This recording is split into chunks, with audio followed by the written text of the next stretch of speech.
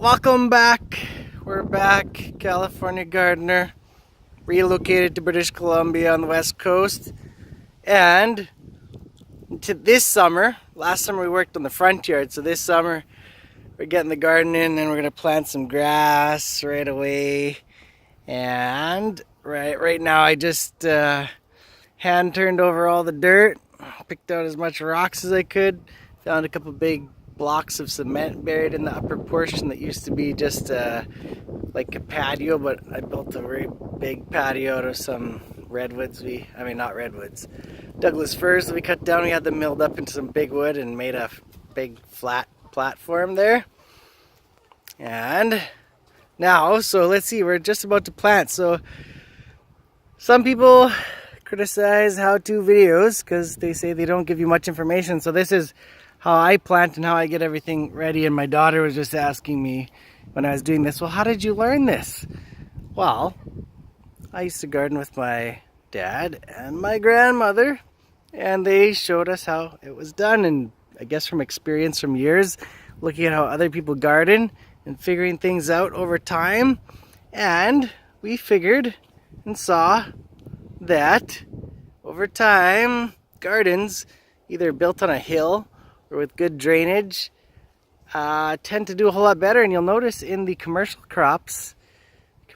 vegetable crops, they actually mound or make hills and plant the vegetables on hills. So it always does better, increases oxygenation, prevents root saturation, and when you water, the topsoil will get wet but not over drenched where you want. So this is what I do. I figured out how much, when I'm turning over the dirt, there's areas in your garden that you'll know will have softer, nicer dirt, and there's areas that may have more rocks and more clay. In the softer stuff, keep that in mind because that's where you should plant the root vegetables. Okay, so this year I noticed this side of the garden closer to me has softer, nicer, deeper soil. So I'm going to try planting the roots over here.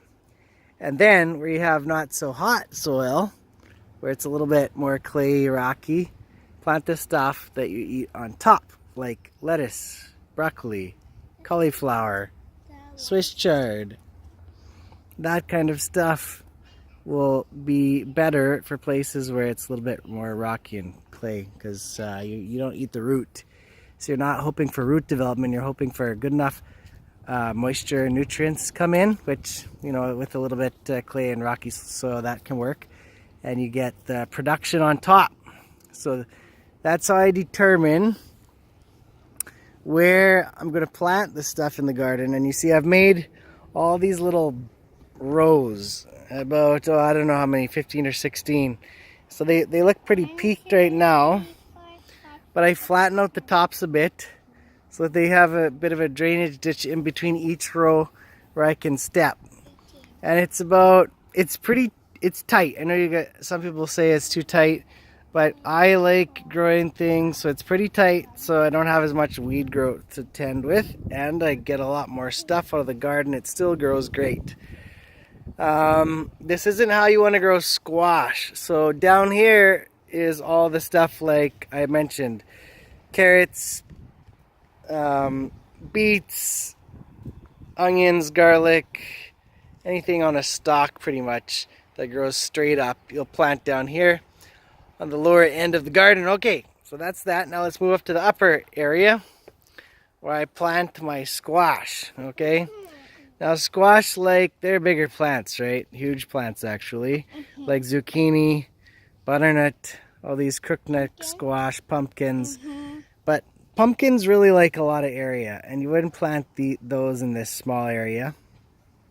So this is more so for like your zucchini type plants, where they don't send out quite as crazy a vine, but they like to grow on big hills. So, you know, usually like 2x2 up to 4x4 hills, raised anywhere from 6 to 12 inches. And that will give you nice, good drainage and deep soil for the roots so that the plant can really grow well. And so and then for each hill, you can have anywhere from, I don't know, 2 to 4 plants probably comfortably. So don't put too many because then they won't get that big, but I'd say 2 to 4. Usually you can plant like 8 seeds and then thin them out. Don't let all 8 plants grow. They won't develop, okay? Okay, now we're moving over to the center. Whoa. So this area was really rocky. It used to be just a platform for them. See here, don't step on there. That last board is not attached anymore. It rotted off.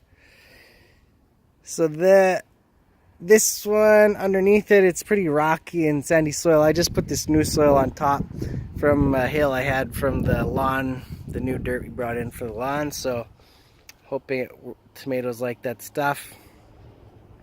So the tomatoes, same thing. I give them, you can see they're a little bit further spaced apart here. And this probably isn't even enough spacing, but I will keep them pruned pretty well. And we have tons of sun here, so it's really good. And in this little area here, flat one little area, I'll probably put tomatoes as well. And then the last area, we're gonna plant potatoes this year. And potatoes, initially, you don't have to really hill them or anything. Just get them in the ground in rows, I would say. So I've kind of flattened it out, and I'll put them in rows. And then when they start popping up, send out good shoots, then you hill them. You bury the plant almost. And when you do that, the plant will send out more roots. And all those roots are areas where the plant can grow better and develop tubers, which are the energy storage parts and seeds for the potato. And that's what you eat. That's what you want to grow well. So that's why you hill them up, so that they have more surface area where they can create potatoes. So that's what we're going to do. Okay, so that is preparation to put plants and seed in the soil for my garden this year. We'll get her done, and then we'll show you in a few days, or I'll give you a little snapshot after I got everything planted, what it's going to look like. Okay? And oh, I forgot to tell you, yeah, when you're planning out your planting, okay, you see all these rows. Now, certain things, if you read on some of the packages of the seeds now, they say certain things like other things. So they go well with other plants. So plant those near to each other.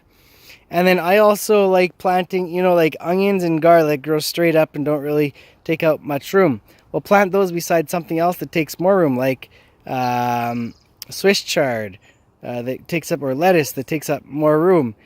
And then plant something that's narrow again, like carrots. They don't take up much room. And then plant your string beans, which take up a lot of room, right? So plant a fatter plant next to thinner plants, and then that way you'll optimize the use of your space. If you put too many things with